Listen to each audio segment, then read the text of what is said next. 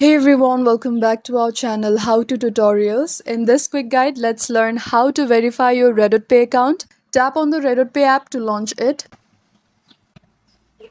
Make sure you are logged into your account. Enter your email or phone number and password to sign in. Now from the home screen, tap on your profile at the top left corner. And here, tap on your email address at the top. Now look for verification or KYC. KYC basically stands for Know Your Customer. So this section needs your personal details. Once you choose your nationality, tap next at the bottom. And here, fill in your personal details like full name, date of birth and address.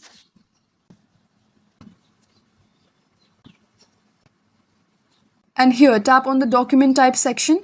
Upload a valid government issued ID, either passport, national ID or driver's license. Once done, tap next. Follow the instructions to capture a selfie or a live face scan for identity confirmation.